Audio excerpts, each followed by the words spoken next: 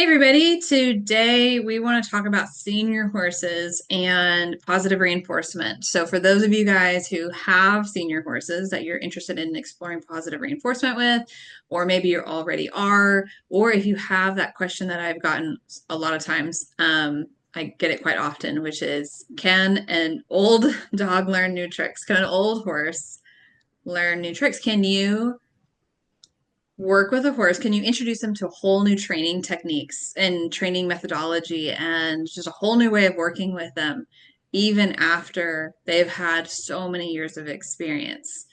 So today Megan's with me, and she also has two seniors. I mean, because Optimus is how old now? Like early 20s. 20. Okay, and then Jenna is mid 20s. Yeah. Yeah, and then I have had and have senior horses. I have two 20-year-olds and a 29-year-old. And then 2 years ago, I had a 27-year-old that passed away. And anyway, I'm very familiar with working with senior horses. I love working with senior horses. They have a special place in my heart. Um, but yeah, Megan, do you want to answer that question? Can you teach an old horse new tricks? Absolutely, you can. Yes, And it definitely. is wonderful for them. And just because they are on the older side does not mean that they can means that they cannot learn new things. And it's fantastic for them as well. Yeah, and even though they have, a lifetime potentially, like I've started working with horses. I'm trying to think of the oldest horse I've started working with. Probably be mid 20s. Was the oldest horse I've introduced clicker training, positive reinforcement to. Um, that's introducing. I've worked with horses that are older that have, been working. Anyway, my horses are older. I'm working with positive reinforcement, and they take to it so quickly. They love it. They learn very quickly. And actually, there's some research that shows that senior horses learn new things just as almost or similarly at the same pace of the younger horses. The challenge sometimes with the older horses in learning new things is that potentially, and again, the research is super limited on this, so we'll see what new research brings about if we do any. Potentially the memory, so the new information sticking around for longer. It's a little bit harder with the senior horses, but they still do have a great memory. Horses have a fantastic memory. It's just that the research indicates that there might be some decline in their ability to remember the new things that they're learning than the younger horses, but it's not significant enough that it barely shows up. I haven't had too much of a problem. Uh, I've I've actually, like, now that I read the research, I'm like, okay, I can kind of see it, but it never was a really obvious big problem. It didn't hinder us at all. Would you say your experience has been the same, Megan? Yeah, exactly. I find that they love the positive reinforcement training just as much and they pick up on it just as quickly as a middle-aged horse would, and they still have all of the same benefits from it. Yeah. What do you think are some of the benefits for positive reinforcement with senior horses? I think that definitely one of the things is there is some potential as we see in humans as well. We see that people who age while playing like brain games and math problems, their brain can age a bit more swiftly and not show as many of like the aging effects. And I think that we can cross that over to horses as well, where we could say if we keep their brain active and engaging with their environment and thinking a lot, then we could also help some of those signs of aging. Mhm. And I'm sure that would even then help with their memory as well as they age on in life. Yeah, another thought that comes to mind is quality of life, right? So a lot of times as a horse ages, they're perceived as having less value. And this can result in either negligence and them just not being taken care of properly, or a lot of really, kind caregivers that want to be there for the horse throughout their lifetime, um, can take steps towards retiring their horses. So, right, they leave the show environment, they leave the lesson programs, they don't do any work anymore, they don't have a job anymore. And so the horses retire out to pasture, which is really nice in the aspect that they get to just be a horse, right? especially if they have a lot of room to move and they get to have 24/7 forage and they have their companions. That is a great part of, that can be really great retirement for horses. On the downside, though, especially in domestic environments, sometimes even in retirement, they don't have a lot of novelty and the ability to make decisions and have choices and a lot of room to move. I mean, if we look at their feral counterparts, the feral horses, I mean, they roam massive amounts of land. They get to choose their companions. They socialize day in and day out. They get to select the different types of forages that they want to eat that day. They get to choose their favorite watering hole, like on and on. They're making decisions all the time. Domestic horses have a lot of those decisions made for them, and their ability to have a choice is reduced. So as far as like from a welfare perspective, a good retirement home is great for an older horse or for any horse, really, honestly. It's just a good lifestyle for a horse to live like a horse. Um, but we can add back in some of the some of the benefits of being able to have novelty in their environment and make choices and movement and learning new things, like these things that would happen out in the wild naturally. We can bring that back into their domestic retirement, especially now that they're not having day-to-day interactions with people, probably, and having jobs and such, through positive reinforcement and through enrichment, different types of enrichment. That's another thing that comes to mind as far as a benefit to their quality of life. The natural enriching process are part of positive reinforcement. Yeah, I totally agree. And we could think of people when they retire their horse, they may be, of course, reluctant to retire their horse as they then don't want their horse to just, sit there, and they want their horse to keep doing the things and having an enriched life and having activities to do. So then this would be even a fantastic step after they are retired to keep their body moving, their brain active, and still give the owner something to do with their horse. So they don't have to think that they are just they have nothing else to do with their horse. Like they're Yeah, retired, you can't do anything else with your horse. There's so much more that you could do with your horse. there's so much. Mhm. Actually, I'm going to argue that potentially, if you're listening to this and you have a older horse that maybe you've been competing in, let's say you've been barrel racing, for let's say 18 years. That's a long time for, for a horse to be competing, but let's just say, and now it's time for them to retire. And now you're like, well, you know, Lucky is going to go out to pasture and yeah, I can take him some carrots every once in a while or go groom him or whatever, but that may feel really boring really quickly. Um, Things are about to get a whole lot more fun and exciting if you start to explore positive reinforcement and clicker training with your senior horse because there's so much you can do and it's so much fun. And your relationship, your partnership together is going to just take on a whole new level and it's going to be amazing and fun. Something else that comes to mind is that as horses are aging, things can hurt more. They can have aches and pains just like older people and dogs and cats and everybody. Um, and certain activities or certain behaviors that weren't problematic, certain ways that we were able to take care of them, so provide and meet their needs, like hoof trimming and getting shots and uh, grooming, putting blankets on, things that feel really basic and that they were able to handle as a younger horse may now start to become a little bit more problematic. Maybe their muscles get sore or they have some arthritis in their spine. And so when you go to put the blanket on, it's a little bit painful, but they also need the blanket so that they don't get more sore and more painful. So, how do we help this horse and not make it this miserable experience we're having to fight them over? Same thing for hoof care. Their knees start to hurt, their hocks start to get arthritic, their stifles, all of that. Now they're practically falling down on the farrier, trying to maybe not falling down, but you know what I mean? Like they're stiff, right? And the farrier's like, oh, this is really hurting my back because I'm having to hold them. And then now your farrier's upset.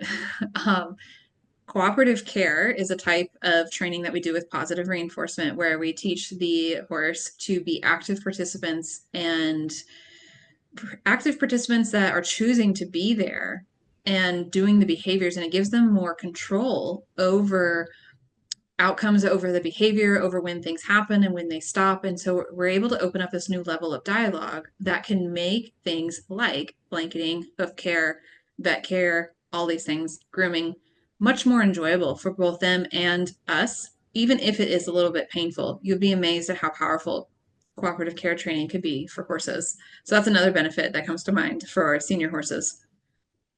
Yes, absolutely. That's especially going into their older years and senior years when there may come a time where they have a lot more medical stuff going on just with age and the age-related things that come up with that. They might need more oral medications for, even maybe that goes along with pain management. Part of their pain management is getting some oral medications. And so that is also where having cooperative care behaviors established or starting to work on those as your horse becomes a senior, it could really make that time so much easier as now you have a horse that maybe has more medical related things. That's going to be so much easier because you guys will have that knowledge, that skill set, and your horse will feel so much more comfortable about that process, and they'll feel ready for all of those new medical behaviors that might come up. Yeah.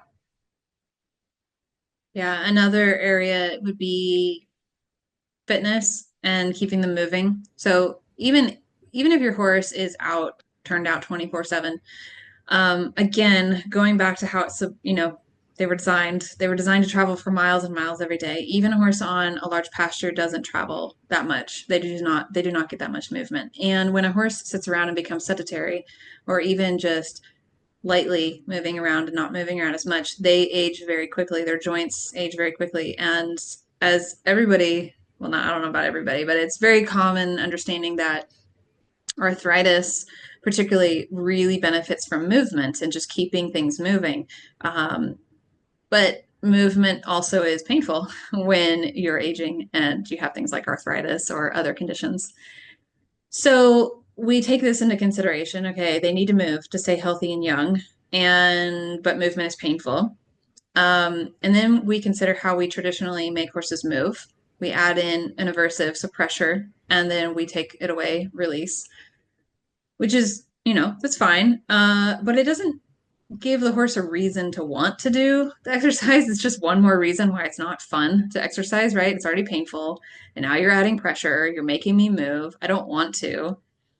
So with positive reinforcement, we can help motivate and make movement fun for them and help it be something that they want to do that's exciting. And even if you're not doing it in a formal setting, we can use enrichment for this type of stuff too, scattering, carrot pieces around their paddock, putting hay balls that move away from them as they eat on them, like ways that we can help the horses move and keep them moving. The more you can keep the senior horse moving, the better. But let's see if we can try and do it in a fun way that improves their quality of life and helps motivate them. And it's not just this chore that we have to do, because now we have this retired horse we're not doing sports with. So we're not trying to do any of that, which I want to kind of clarify in case you guys don't know. I don't actively do any competitive riding with my horses. I did. I grew up doing that. I've been very active in the show environment in hunter jumper and in dressage.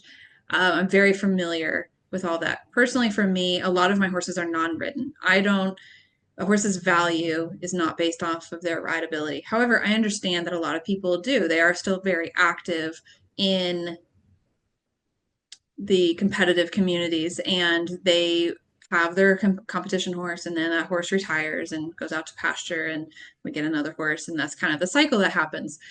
So that's what we're discussing is, let's say you're in that situation. How do we keep this senior horse young and healthy and not make it this unpleasant chore that we're having to go out and force upon this horse that isn't actively having a job anymore anyways. And this can be a really great way. This can be a great way to keep them active and healthy. Yeah, 100%. Because that could be another concern of owners who have retired horses is they're not going to be able to exercise them like they have been, and they're used to exercising them. So they have to come up with different ways to exercise their horses and keep them fit as they age. Um, but that experience then can also bring along so much new fun and something that you guys learn together.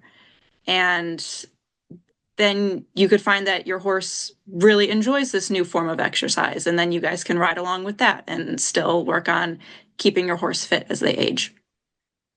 Yeah. So when it comes to working with senior horses with positive reinforcement, we know that they can learn with positive reinforcement. We can teach a horse with positive reinforcement even if they've had 20 years of other types of training. They're never too old to learn a new trick. Um, we know that cooperative care can be really beneficial, and positive reinforcement can be really beneficial in enriching their quality of life and enriching their lives.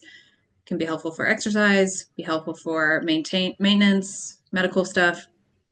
Um, what about like what are some of the challenges that might be unique to working with a senior horse versus a younger horse? Let's go extremes. Let's go baby green horse that's barely had any handling. And then let's go super senior. So like 25-year-old senior who, and I know some people argue that that's still young. I understand, but a senior horse, what is it, like 16 or 17 is when they start to be, I might have to, It's earlier than we think. yeah, it's medically they're considered seniors at a, like, it's ridiculously young age. And a lot of domestic horses are already developing arthritis by the time they're 10, 11 years old. I mean, early teens is not abnormal to see horses getting injections and such. And we're seeing a lot of senior like attributes or whatever by mid to late teens, like late teens. So just because we medically can keep a lot of these horses alive until they're 40, 50, even I've seen that, uh, doesn't mean they're not considered a senior earlier. So don't argue with me on that. I'm just kidding. But what are some of the challenges we might face with working with a 25-year-old with positive reinforcement that we're introducing for the first time versus a greenie who's never really had much experience with people? What would you say are some of those challenges? So I think something that we can think about is that the senior horse, they have so much life that they've already experienced, separate or versus that green horse that's young and a baby, and maybe they've had much more limited experience with people. So when we're thinking about the senior horse, we have a lot more of their life that we're working with, and that could include fears that they've developed. They can have good experience with people, and then they could also have bad experiences with people. So that could be something that we work through a lot more with senior horses. And even that goes for middle-aged horses too, but we're talking about senior horses right now, and that's something that we deal with. So then we could have the struggle of having to overcome a lot of those fears that was developed earlier in their life or even in their teens. But then I think another very different thing that we deal with when working with positive reinforcement with senior horses is the actual reinforcement that we use.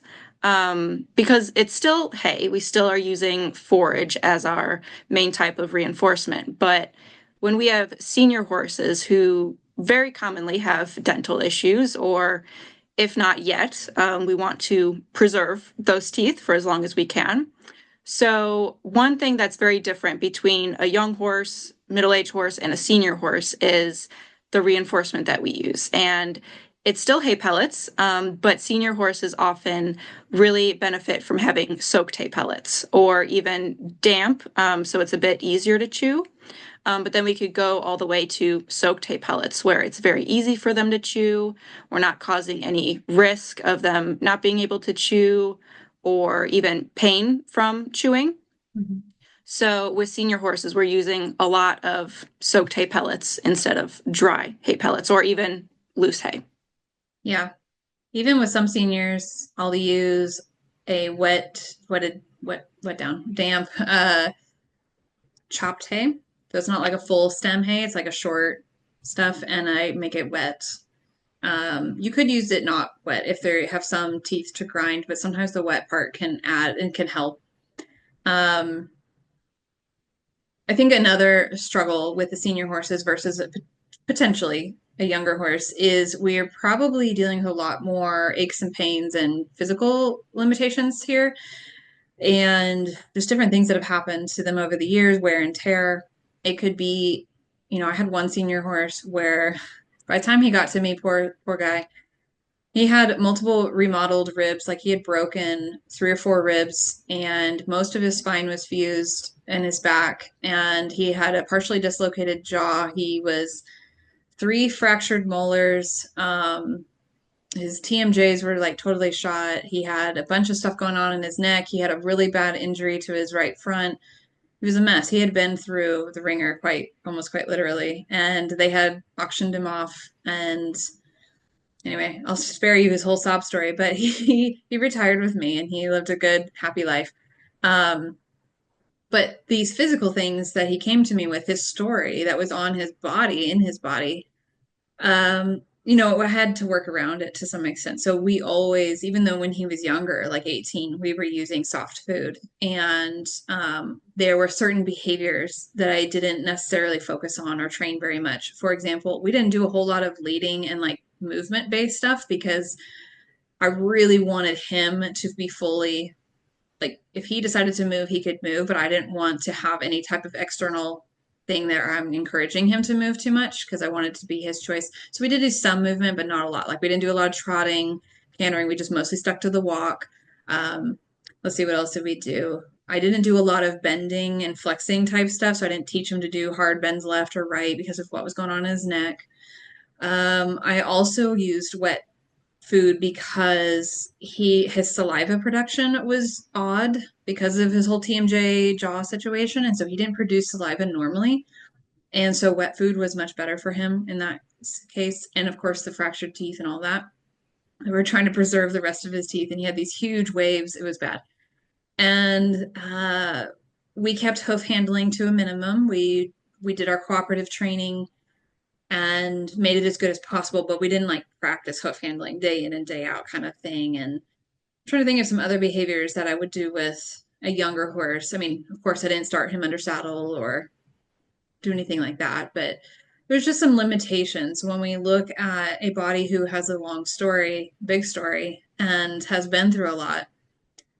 We need to put more consideration into what we're asking our horse to do. So you may see somebody with a little 2-year-old that they're training them to do reverse round pen, walk, trot, canter, and go over ground poles and jumping and doing all these, fun, exciting things with clicker training. But with your 20-year-old who, has a big long life story, maybe that's not the best activity. Maybe we're going to focus more on some cooperative care behaviors or some even things that we would perceive as tricks, like teaching them to, smile or give you a kiss or hug or something like that. Those can be really fun, enriching behaviors. They don't have to have a purpose other than just being fun and exciting to do. But yeah, that would be another thing that I would say is a potential challenge working with seniors is just taking into consideration limitations, physical limitations that they may have. Yes, absolutely. And then piggybacking on that is with their pain management is anything, you know, leading, movement, hoof handling, like you mentioned, anything that is physically taxing, more taxing on their body, that could really affect how they feel about the training that we're doing with positive reinforcement. So, especially with seniors and with any horse, but it's more likely with seniors who have all of these aches and pains is we really want to offer them pain management options where they fit. That way we could have a lot more of a pleasant training experience. And then it could also progress much faster because we won't have that roadblock of them being uncomfortable about it. Yes, I 100% agree. Pain management is going to be critical for helping avoid creating a lot of frustration and conflict behaviors. Uh, because every senior horse is different, and a lot of them are going to be coming into the training with some strong feelings around food due to how a lot of domestic horses are kept and fed. Have their And whole life yeah, their whole of those life. experiences. Yes. So you could potentially have 20 plus years of rationed food and, extended starvation periods, like intermittent fasting, basically, when, a horse is designed to eat and have access to food 24/7, but eat 18 hours a day ish. And, but a lot of domestic horses are fed 2 meals a day, right? With a couple of flakes of hay in the morning, a couple at night. Sometimes they're 3 meals a day.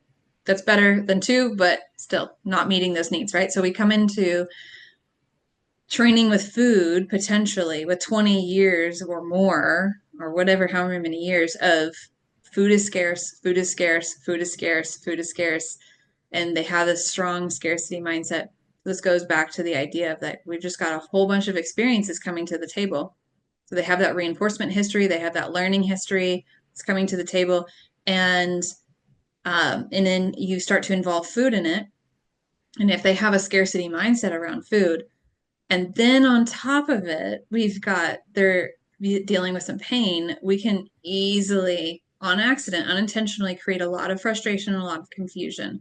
So this is important for all horses, as Megan said, but probably more likely, especially more likely with senior horses. We really have to be on top of their pain management. We really have to watch their subtle communication of discomfort or frustration or fear, all of these things, and we really need to be aware of how they feel around food.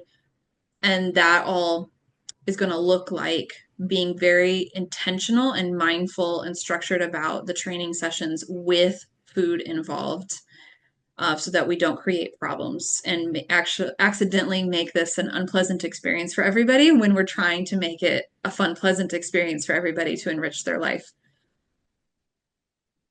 Absolutely. And then that also goes into making sure that they have, with their, possibly poor dental issues, is that they're still getting enough hay that they need.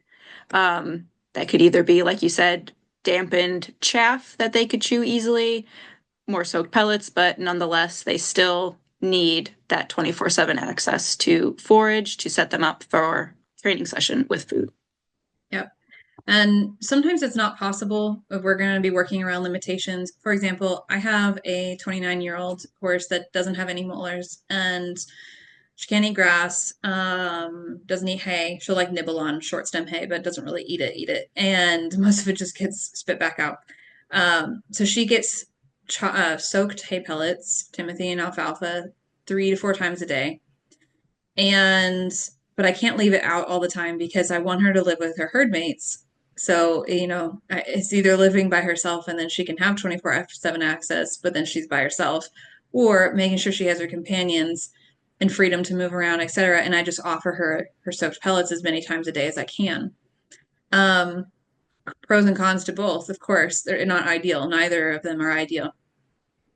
So I've opted for with her, it just seems like it's a better decision for her, is, and typically I would go this route, is to focus on making sure she lives as natural lifestyle as possible and she still can eat and nibble on the hay, but I just offer her the soaked pellets as much as possible. So when I go in to do a training session with her, I make sure it's after she's had at least some of her pellets. So she's had time to chew and really get her stomach settled and get, kind of alleviate that scarcity mindset a little bit. And then we go into a training session and then she gets more soaked pellets afterwards. So management techniques like this are important when working with horses on restricted access to forage, which is a lot of seniors that have progressed to the point in their dental health uh, lifespan where they really just don't eat hay like they used to when they were younger. So if your horse is on soaked pellets, like Megan said, we just need to keep that in mind, is that they still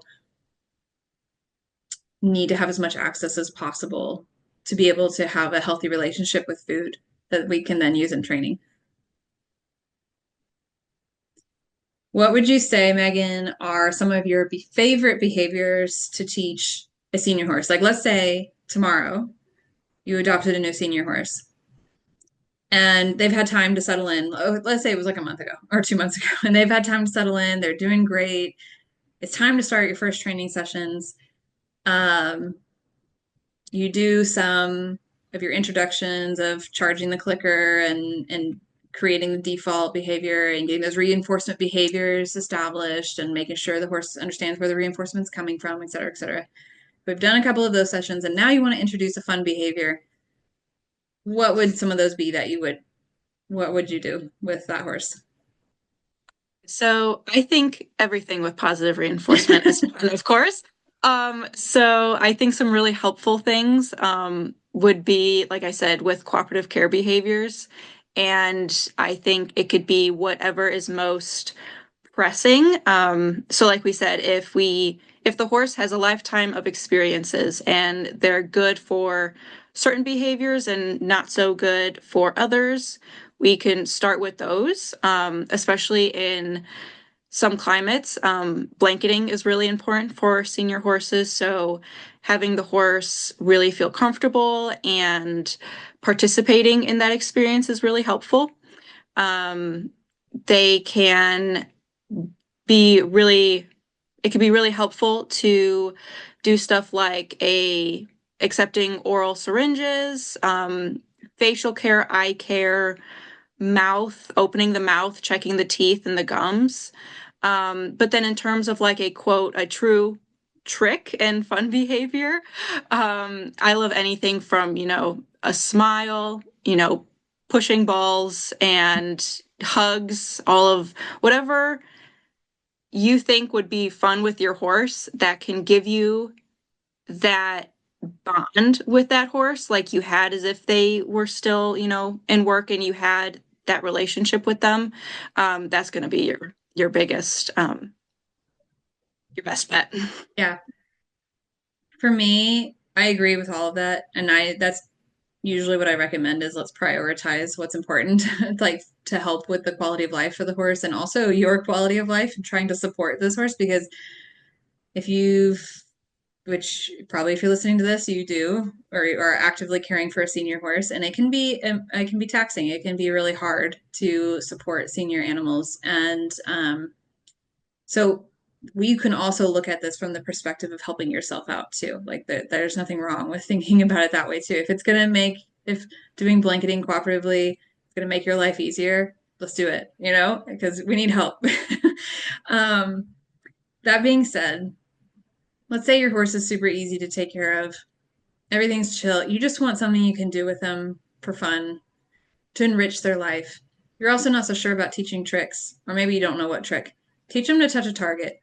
I mean, it's one of the easiest. Horses have so much fun with target training, especially if it's a stationary target of some kind. Like I do cone targeting, which people I'm sure look at it and think is super weird. But my senior horses, if I bring out the cones, they're like, oh my gosh, the cone. And they love it. And they just touch the cone, click feed, touch the cone, click feed. I move the cone over 2 inches, touch the cone, click feed. And it may sound boring, but they have so much fun with it, and you can add movement to this. Um, you can teach them to stay at the cone while you walk around. There's a lot of different things you can do with the cone. We're gonna call it the cone game. But you can also have a target on the end of a stick, and that one's also a lot of fun. And we can do different things like teach them to touch it to the right, teach them to touch it to the left, teach it down, teach it up. And those simple behaviors where one action steps or one behavior equals click reinforcement, and there's not a ton of criteria, it can be really fun for both the handler, the trainer, and the horse. And they can be easier to teach, and they're a good way to kind of get started with it and see how this is going to impact you and your horse for the better. Hopefully, that's the plan.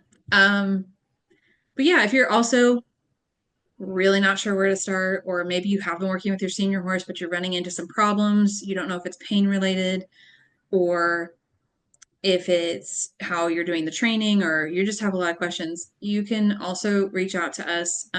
I do behavior consultations, which would be a great place to start. We also have a full curriculum of step-by-step guides with a very supportive community that also has senior horses. A lot of them do.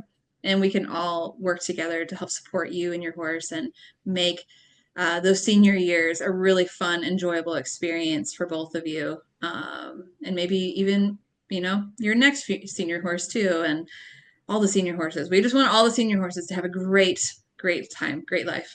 Right, Megan? Yes, give me them all. Give me all the senior horses.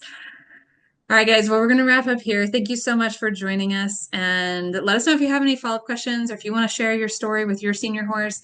Let us, share the story. We want to hear. We want to hear your story with your beautiful senior horse. And thanks so much for joining us today.